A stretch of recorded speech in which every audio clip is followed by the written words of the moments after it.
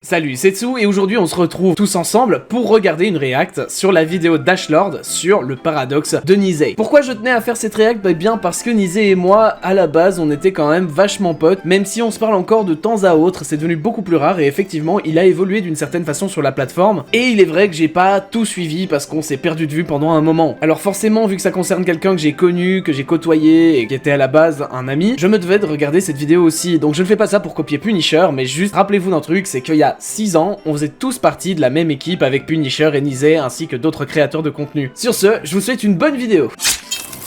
Donc, le paradoxe d'un youtubeur critique, on va parler de Nizey. Comme je viens de vous le dire, Nizey c'était un très bon pote à l'époque, on avait même fait des featuring ensemble. On avait fait un featuring, je me rappelle, sur la vidéo sur Tsukio Power. Et alors, moi j'avais fait aussi une critique sur Nizey, et là c'est GameX13 lui-même en personne qui a fait un featuring, parce qu'il voulait aussi donner son avis sur Nizey. Et à ce moment-là, faut quand même se dire, quand je connaissais Nizey, c'était un gamin, hein. Il avait une toute petite voix et tout, c'est un truc de fou. Donc vraiment, il a commencé YouTube à nos côtés avec Punisher et moi et d'autres personnes bien sûr, mais qui je pense il n'a plus dans sa vie. Et on a repris de nos nouvelles il y a pas longtemps sur Instagram. Et donc bah j'aimerais bien voir de quoi cette vidéo va parler, voir qui devient finalement sans moi-même aller voir son contenu, même si j'ai déjà été voir son contenu. Mais bon voilà, j'ai un peu plus du mal à critiquer mes potes on va dire. Là ça va dire les termes apparemment. Nizey, son prénom Albert, est né en mai 2004. Il commence YouTube à l'âge de 11 ans, donc en juillet 2015 avec cette vidéo. Clash of Clans est un jeu disponible, populaire. Moi je le connaissais pas sous Clash of Clans, c'est vraiment quand il s'est mis à la critique. Disponible sur iPod, mais on a vu ces vidéos. iPod, on les a vus. Des Google Play, créé par Supercell. Il a supprimé ou mis en privé énormément de contenu, ce qui rend compliqué de retracer son parcours. Mais on sait qu'il a commencé les vidéos critiques en 2018. La première vraie vidéo n'est plus en ligne. Elle a soit été strike ou soit été mise en privé. Donc sa vidéo critique la plus ancienne qui est toujours en ligne, c'est celle-ci, qui est une réponse à Code for Lan. D'ailleurs, ce que j'ai trouvé assez drôle dans cette vidéo, c'est qu'il fait même de la pub à Punisher. Oui, Punisher qui s'appelait Stop Cancer. Je me souviens, putain. Oh, j'avais oublié, merde. Quand il avait changé de pseudo, putain, j'avais totalement oublié cette info. Mais oui, je l'ai connu quand il s'appelait Stop Cancer, Punisher, c'est incroyable. 6 ans, hein, les gars, c'est un truc de fou. Moi, ça fait plus de 6 ans, en vrai. Vu que c'est une vidéo réponse, il y avait logiquement une première vidéo sur Code for Lan. En l'espace de 7 mois, il avait posté 15 vidéos critiques sur plusieurs sujets différents, comme Fortnite, Lama Fâché, Kenny, etc. Toutes les vidéos ont fonctionné et sa chaîne est très vite montée. Il dépassera même les 100 000 abonnés en juillet 2018. Et voir un tel succès en si peu de temps l'a énormément motivé. En octobre 2018, il y a cette vidéo qui est sortie où Nizey et Punisher se sont fait interviewer. Et il y a Nizey qui je me souviens aussi de Samtech. Alors là, ils ont été projetés pour 2019 ou plus tard, si vraiment tu as un projet qui est vraiment daté à la date précise. Je n'ai pas vraiment de date précise pour ce que je fais, mais c'est surtout en fait, sa voix quoi. Moi ça me termine, c'est de réentendre sa voix de l'époque, c'est un truc de fou. Évoluer mon concept de vidéo jusqu'à qu'on puisse et charbonner de fou, ouais. Enfin, je sais pas si vous voulez. C'est un truc de malade. Mais en clair, vraiment, comme l'avait dit Antoine Daniel pour une de ses vidéos, il est arrivé avec ses What the Cut à un moment où il pouvait plus rien faire parce qu'il avait déjà tout fait. Et ben en fait, je vais essayer de faire. En fait, je vais essayer, comme lui l'a fait, d'arriver, de pousser. Par contre, t'aurais pu un petit peu abréger le montage, hein, là. Parce qu'il bégayait beaucoup à cette époque-là. Déjà, moi, je bégayais beaucoup, mais là, t'aurais pu abréger le montage, mon ref. Jusqu'à qu'il y ait un nouveau truc. En avril 2019, il montrera sa tête et commencera à diversifier son contenu en se détachant de la critique. Maintenant, on pouvait le retrouver dans différents concepts IRL, que ce soit sur sa chaîne ou bien sur la chaîne des autres, comme lorsqu'il est allé rencontrer TK. Déjà, depuis ce moment-là, on pouvait constater une baisse de vues sur sa chaîne, sans que ce soit catastrophique, bien sûr. Mais ses abonnés étaient moins emballés par son contenu, qui devenait de plus en plus simpliste. Et par exemple, il pouvait y avoir énormément de... Normal, c'est comme moi avec la chaîne Tsu, hein, les gens étaient abonnés pour la critique, donc je vais plus jamais récupérer... On récupérera plus cette communauté-là. De réaction. En août 2021, il sort cette vidéo pour s'expliquer sur une vidéo de lui qui avait gavé tourné, où il était en train de se... Je pense que vous avez compris. Forcément, ça a fait beaucoup de bruit, donc il devait s'expliquer. Finalement, il nous explique que c'était une mise en scène et que la vidéo qu'il a diffusée... M'avait expliqué ça aussi, ouais. En clair, j'ai vu des vidéos de ce genre sur YouTube, de gens qui faisaient semblant d'avoir lancé un live accidentellement donc, mais je me suis dit c'est toujours nul à chier, genre. À chaque fois, le mec va faire des trucs en mode, tu sais que le mec il troll quoi, genre. Il y a absolument jamais aucun doute. Genre le mec va faire des trucs bizarres, il va commencer à se péter des barres tout seul, etc., etc. Et du coup, c'est comme ça que j'ai eu la pire idée du siècle. Bon, c'est une erreur pour moi les refs. Maintenant, bon, vous savez, dans la vie t'auras des bonnes idées, dans la vie t'en auras des moins bonnes. Là, c'était une mauvaise idée pour le coup. Et du coup, je me suis dit que. Mais c'est bien, il s'est remis en question quoi. Taper une queue en live. Ça, avec le recul, j'arrive à m'apercevoir. Ma réaction quand j'ai vu ça, j'étais en mode. Waouh. Honnêtement, Nizey, si tu regardes cette vidéo, Je vais te dire exactement ce que j'ai pensé à l'époque quand t'as fait ça. Je me suis dit, enfin, je sais que parfois quand on parlait, t'avais des mauvaises idées ou des réactions. On voyait bien que t'étais un gamin, tu vois. C'est normal. C'est normal. Enfin, genre, je veux dire, on a une différence d'âge qui est quand même assez conséquente aussi. Et moi-même, j'ai déjà fait des conneries. J'ai déjà fait, j'ai déjà dit des trucs que je trouve complètement débiles actuellement sur mon moi du passé. Mais à ce moment-là, je me suis dit, gros, t'as rétrogradé, quoi. Je me suis dit, il y a un truc dans ton cerveau qui a fait machine arrière. Comment t'as pu avoir cette idée-là et faire ce genre de bail et péter ton image avec tous les youtubeurs qu'on a analysés, tous les youtubeurs dont on a parlé, qu'on a dénoncé, etc. Comment t'as pu avoir une idée pareille? Mais bon, voilà, je lui en tenais pas rigueur, tu sais, voilà, ça reste quelqu'un que je connais, ça reste quelqu'un que j'apprécie. Et j'étais en mode, ok, il a merdé, mais qu'est-ce qui s'est passé, quoi? Qu'est-ce qui s'est passé? Enfin, c'était limite ce que j'ai fait. Mais bon, vous allez me dire, mais attends, mais Nizey, attends, tu t'es tapé le cul en live? Évidemment, avec du recul, il C'était regrette chaud, ce qu'il a fait, c'était- car c'était beaucoup trop limite. Par Ouais. contre, la vidéo explication a fait que 40 000 vues. C'est extrêmement peu, car aujourd'hui, il y a toujours des gens qui croient que cette histoire est vraie. En novembre 2021, Ça, c'est il poste débile, par cette exemple. vidéo qui sera la dernière qu'il publiera sur sa chaîne principale. Mais il restera actif sur YouTube en continuant de poster sur sa chaîne secondaire, qui est dédiée à 100% au React, où il postait des rediffs de ses live Twitch montés. La chaîne deviendra un peu un fourre-tout, où il parlait d'actualité, de gaming ou même de YouTube en général. Mais à ce moment-là, les critiques que recevait Nizey devenaient de plus en plus nombreuses. Alors, c'est étonnant de voir que tu as aussi changé. Avant, tu étais un youtubeur critique avec des avis constructifs et là, tu te retrouves à faire la même que ceux que tu critiquais. C'est pas beau. Ça, c'est un premier commentaire. Et la deuxième, c'est tu fais vraiment le journaliste des commérages Twitter, l'époque où tu faisais des vidéos travaillées avec un minimum de preuves, car ce que tu dénonces là n'est que la vision de Cyprien. De plus, tu grattes sur des dramas Twitter complètement débiles pour pouvoir faire des vues, tu me déçois. C'est chaud, hein. C'est vraiment chaud. Ses abonnés lui montraient qu'ils étaient déçus de ce premier changement, mais qu'en gros, il est la flemme. Mais je de sais faire que de bonnes Nizey, vidéos. du coup, Petit pour à revenir petit, à la Nizey vidéo, je sais que Nizey, il a déçu beaucoup de gens, malheureusement. C'est un peu le problème, quand tu changes de contenu, tu décevras toujours des gens. finira par laisser tomber sa chaîne secondaire en février 2022, en publiant pour la dernière fois cette vidéo. Le plus drôle, c'est qu'à la fin de cette vidéo, il a pu dire ça. En tout cas, ce qui est sûr, c'est que le retour sur Nizey, c'est pour très bientôt, mon gars. Je suis extrêmement heureux. Pour vous, j'ai rien glandé depuis longtemps, mais de mon côté, les refs, j'ai préparé beaucoup de trucs. Maintenant, faut juste que voilà, je passe à l'action. Donc voilà, abonnez-vous à ma chaîne Nizey en description, c'est ma chaîne principale qui a le double d'abonnés de celle-ci, où je vais proposer, mon gars, du vrai contenu. On se capte bientôt. Même après cette promesse, il n'y avait Bah, toujours aucune nouvelle il n'a vidéo toujours sur la rien chaîne sorti, principale. alors, Mais j'imagine. un mois plus tard, donc en mars 2022, Ah, il l'a mis dans sa description, j'ai détruit Code for Land pour prendre sa place. Oh, frère, il le sait. Et en vrai, il est pas débile, il le sait. Il fait ce qui marche, il se fait de l'argent, et puis voilà quoi. il commence à se focus sur les shorts où il va créer plusieurs comptes TikTok et publier du contenu en masse. Il est également présent sur YouTube avec des chaînes qui ne servent uniquement qu'à poster des shorts pour surtout Gars, ces chaînes short, elles sont déconnées. En vrai, ça me fait bizarre de le voir avec de la barbe et tout maintenant. Je l'ai connu, c'était un bébé, genre. Ça me fait vraiment bizarre. Mais ces chaînes short, gros, elles ont 2 millions d'abonnés. gratter de la visibilité en plus. Bon, si avant il était déjà critiqué pour faire des vidéos assez simplistes, maintenant c'est pire car le contenu est littéralement sans âme et ne sert qu'à générer de l'argent. C'est le genre de contenu un peu abrutissant qui envahit TikTok et YouTube Shorts. Ce type de vidéo est facile à produire et ont parfaitement les codes de ce qui se fait en ce moment sur TikTok et YouTube Shorts. Ouais, Donc, c'est ces du vidéos commercial, fonctionnent, quoi. Tout simplement. Après, quand je vous dis que c'est abrutissant, bien sûr c'est mon avis, mais je pense que Nizey le sait et n'aime pas son propre. Moi, c'est pas que c'est abrutissant, je pense que c'est plus du divertissement stupide, quoi. Tu mets ton cerveau en mode off, t'es conscient que tu vas pas t'abrutir, mais tu mets ton cerveau en mode off quand tu regardes ce genre de truc. Contenu. Son seul but c'est d'être rentable. Lorsque cet homme a trouvé un diamant, il l'a discrètement placé dans sa bouche quand personne ne regardait. Mais soudainement, Mais en plus, ça me termine la façon dont il a de parler parce que c'est vraiment le genre de personne qu'on défonçait à l'époque. Et je suis sûr que lui, ça l'éclate de voir qu'il sait faire ça, tu vois, qu'il est en mode bon, je le fais aussi, mais bon, en vrai, ça rapporte et maintenant je comprends. En grandissant, je crois qu'il a compris que pour se faire du fric, fallait faire comme eux, quoi. C'est un peu triste aussi d'un côté parce qu'il avait tout le potentiel pour se faire du fric autrement. un surveillant a crié stop et tout le monde s'est arrêté.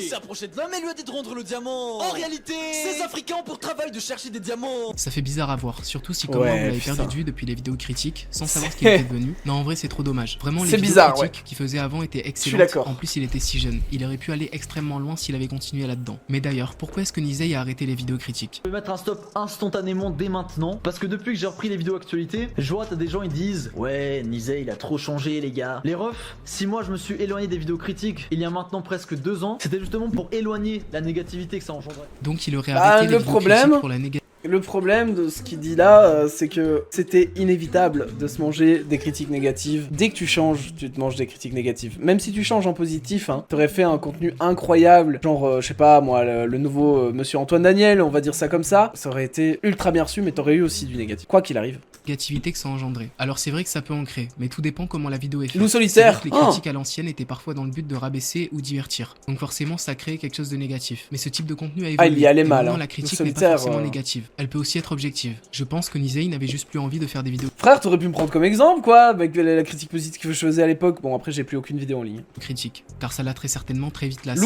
Lou, c'est pas qu'il a arrêté. En fait, il en a rien à foutre de YouTube. Lou, il faisait ça parce que ça l'amusait, mais c'était pas sa passion. Bon, il m'avait déjà dit qu'il resterait pas sur YouTube infiniment.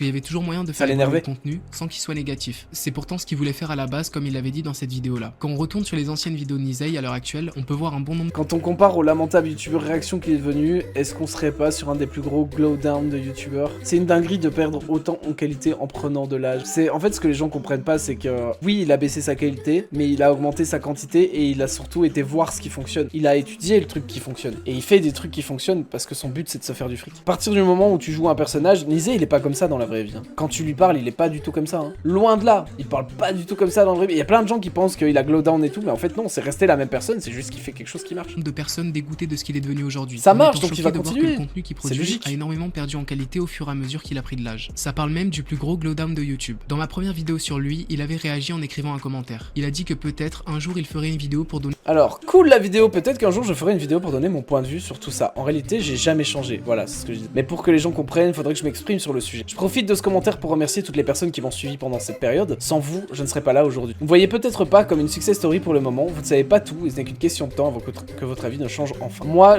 là, il a commencé à revenir sur Insta et tout ça, j'attends un truc de malade de la part de Nizey. J'attends un retour de Nizey qui va être juste abusément déconné. son point de vue sur tout ça. Sauf que rien ne Non, mais non, c'est pas... Non, faut voir les choses autrement, Akuma. Alors, donc, commentaire du chat, c'est quand même triste de faire ce contenu pour de l'argent. Tout le monde pense que oui, mais il faut ouvrir les yeux. On est dans un monde comme ça, les gars. À la télévision, qu'est-ce qui se passe à votre avis? Dans la vraie vie, qu'est-ce qui se passe? Qu'est-ce qu'elles font, les entreprises de base? Elles vont contre les règles, elles font plus de quantité que de la qualité. Vos vêtements que vous achetez, c'est plus de la quantité que de la qualité, hein. Le monde fonctionne comme ça, en fait. Le monde fonctionne sur le vite fait, bien fait. C'est comme ça que le monde fonctionne. Il y a 2-3 personnes, comme moi, par exemple, qui ne veulent absolument pas faire partie de cette machination et qui espèrent pouvoir vivre de leur passion, de la qualité plutôt que de la quantité. Mais c'est rare parce que le monde ne veut pas ça. Les gens ne veulent pas ça. et aussi pour éviter de se Toutes faire les plateformes critiquer, je deviendront pense comme qu'il ça. ne fera jamais cette Et les plateformes deviennent déjà comme ça. Instagram vous montre plus vos amis en priorité. Il vous montre des trucs drôles, des trucs qui marchent, des trucs qui buzzent. C'est pas pour rien. N'importe quelle plateforme. Facebook, c'est plus le même fil d'actualité non plus maintenant. Vous avez plus de publications de vos amis. Moi, j'ai beaucoup de mèmes maintenant sur Facebook. J'arrive plus à suivre les trucs de mes potes, quoi. C'est insupportable. vidéo. À la fin de son commentaire, il parle aussi du fait que c'est une question de temps Exactement, avant que notre Marchand. avis change. Mais pourquoi changerait-il et comment compte-t-il faire pour nous faire changer d'avis? Parce que là, franchement, je n'en ai aucune idée. Maintenant qu'on vient de tout résumer sur Nizey, on va regarder vos commentaires quand je vous ai demandé ce que vous pensiez Chaîne créée pour l'argent. Tu vois, il en joue. Il le sait, il en joue. de lui. Il est vraiment devenu ce qu'il critiquait. Il est passé de critiquer des youtubeurs comme Code4Lan à devenir comme lui, Klamout et etc. Assoiffé par l'argent. Ouais, franchement, c'est assez drôle pour un youtubeur critique. C'est un entrepreneur, les gars. Et ce genre de choses, de quelques années plus tard, tomber dans ce genre de travers. Et ouais, c'est vraiment le même style de vidéo que Klamout. Et d'ailleurs, pour vous, quel est le pire? Cet enfant énerve toujours sa maîtresse. Car à chaque fois qu'elle lui demande d'écrire la réponse à un calcul, il se met à dessiner. Même lorsqu'il reçoit de mauvaises notes, l'enfant continue à dessiner, ce qui agace son enseignant. Puis mine de rien, il se fait quand même chier avec les sous-titres, il se fait quand même chier avec à recadrer sa vidéo, il se fait quand même chier avec son fond vert, à mettre un effet dessus, etc. C'est pas si facile que ça comme contenu, hein. Pire encore. Attention, ne fais jamais du château gonflable et quand tu vas comprendre pourquoi tu vas être choqué. Et oui. Voilà, ça c'est plus facile à faire. Et ça, le mec là, il a juste mis du texte. Tu vois, il se fait moins chier. C'est lui le pire.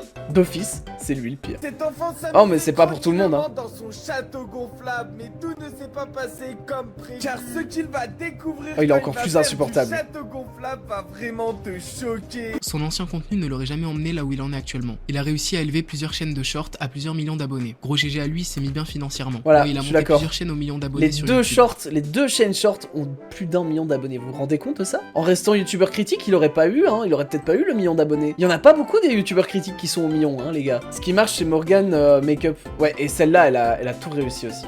Morgan Makeup, c'est un truc de dingue. Parce c'est un putain de personnage qu'elle joue. Elle sait ce qu'elle fait. Elle aussi, elle est méga intelligente. Et elle joue en plus sur son physique exprès. Et ça marche. Après, c'est juste pour gratter de la visibilité en plus. Mais c'est certainement pas ce qui rapporte le plus car la monétisation des shorts est extrêmement faible. Vous n'avez Exactement. que quelques centimes pour 1000 vues. Il est obligé de carburer à fond, hein, pour les shorts. Parce que, les gars, moi, les shorts sur la chaîne dessous, je vous le dis, je vais vous dire ça, regardez, on va être honnête tout de suite. Comme ça, vous allez voir, hein, comme quoi, c'est pas vraiment le must. Alors, sur ma chaîne YouTube dessous, donc là, j'ai fait 13 000 vues. 13 000 vues, dites-vous que c'est plus ou moins 25 € normalement pour des vidéos, enfin, des grosses vidéos, quoi. Les vidéos vidéos comme on regarde là maintenant. Avec les shorts les gars, 13 000 vues, ça m'a apporté 1 euro. Voilà, on est à 1 euro les 10 000 vues. Vous voyez à quel point, donc lui s'il fait des millions de vues, il se fait pas tant d'argent que ça. Juste il carbure de fou parce que ça marche mieux, il se fait plus de visibilité, mais il en joue, hein. Comme j'ai dit, il en joue beaucoup.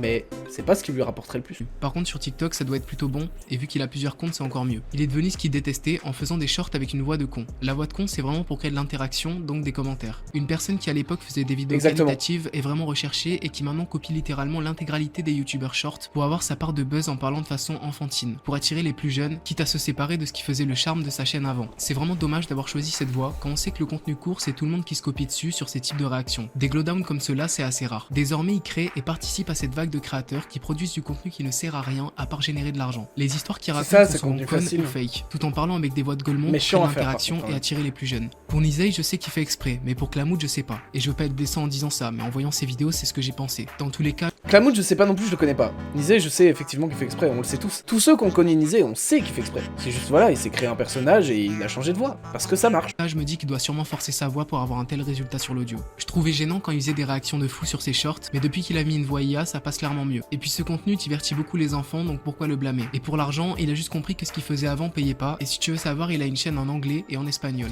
Ah ouais! Je savais même pas qu'il avait... Putain, mais oui, c'est devenu vraiment un businessman, quoi. Ouais, vraiment, il a forcé à cette période. Et j'ai vu que les derniers shorts avaient une nouvelle intonation, beaucoup plus posée. On dirait qu'il a pris quand même sa voix, mais que tout l'audio est fait par une IA. Ça fait vraiment bizarre, car avant, il pouvait faire des vidéos sur Lama Fâché en critiquant son contenu toxique. Sauf que maintenant, ces derniers shorts ont vraiment une vibe de Lama Fâché. Internet regorge de photos toutes mystérieuses et plus étranges les unes que les autres. Mais celle que tu vois maintenant sur ton écran est assurément la plus énigmatique des photos qui circulent sur le web. On va résoudre le cube en fonction du visage qui apparaîtra dans le portrait. Après avoir résolu le dernier cube d'une seule main, il le place enfin sur le Mais c'est nettement mieux par contre, hein, comme style de voix, c'est nettement mieux. portrait, et à ce moment-là... Bien joué. Après tu parles du fait que ce qu'il faisait avant ne payait pas. Alors si ça payait, mais pas autant que ce qu'il doit toucher actuellement. Puis avec les vidéos critiques analyses, ce qui est chiant, c'est qu'on peut facilement avoir des problèmes avec les strikes. Donc ça fait longtemps que j'en ai pas parlé, et ça apporte abonnez-vous à ma chaîne secondaire. beaucoup de rageux aussi. Le lien en description. Mais je pense que faire des shorts du style lui permet d'avoir un contenu facile à produire, tout en évitant les problèmes auxquels il était exposé quand il faisait des vidéos critiques. Par contre, je savais pas du tout qu'il avait des chaînes dans d'autres langues. Mais ça m'étonne pas de lui d'avoir essayé d'élargir son public pour gagner plus d'argent. Pour conclure cette vidéo, est-ce que vous pensez qu'on peut en vouloir à Nizey, du fait qu'il profite de ce genre de contenu abrutissant pour s'enrichir? Moi je le comprends. Oui, car malgré tout, il participe à ça. Et ça fait un créateur de contenu en plus qui cède à la facilité. Oui, d'accord, ok, il participe à ça, il cède à la facilité. Ouais, mais en même temps, les gars, le nombre de critiques que le YouTube Game a fait pour dénoncer ça, même au début, et que ça fonctionnait au début, et que petit à petit, plus il y avait de monde, moins ça fonctionnait, et maintenant les gens s'en battent les couilles, qu'est-ce que tu veux faire? Il y en a qui baissent les bras, il y en a qui se disent tant pis, pourquoi je continuerai à faire de la critique? Ça fonctionne pas, les gens n'écoutent pas, ils s'en ont rien à foutre. Autant faire comme ceux qu'on critique alors, pour leur montrer que bah nous aussi on peut le faire et devenir ce qu'on détestait, mais au final, juste pour se faire du fric. Le mec est un entrepreneur, juste il a juste compris que s'il voulait vraiment se faire blinder de thunes, bah il fallait qu'il fasse autre chose. Sur TikTok, il y a énormément de contenu cancer qui n'apporte rien à la plateforme, et ils existent car ils profitent de ce qui fonctionne pour s'enrichir. Mais on peut aussi ne pas lui en vouloir car en soi il n'arnaque personne, il ne vend pas de la merde ou autre. Non, il fait juste son argent dans son coin. Et en vérité, il donne ce que les utilisateurs demandent, sinon ce type de contenu ne fonctionnerait pas. Voilà pour ce qui en est de Nizey. J'espère que cette vidéo vous aura plu et n'hésitez pas à me dire ce que vous pensez de tout ça dans les commentaires. Mais c'est très bien parce qu'il a critiqué Nizey mais en restant vraiment... Comment dire? Comment est-ce que je pourrais tourner ça? Il a critiqué Nizey mais en restant le plus objectif possible et en ne le dénigrant pas. Et ça fait quand même plaisir de voir qu'il y a encore des youtubeurs critiques qui se lancent entre guillemets, ou que je ne connais pas, mais qui ne sont pas dans le on va le bâcher, justement. Enfin, il demande surtout l'avis de la communauté, etc. Et il nous pousse aussi à nous faire réfléchir de nous-mêmes sur notre propre avis. Et ça c'est bien. Il essaye pas de nous influencer forcément sur un sujet. Et ça c'est cool.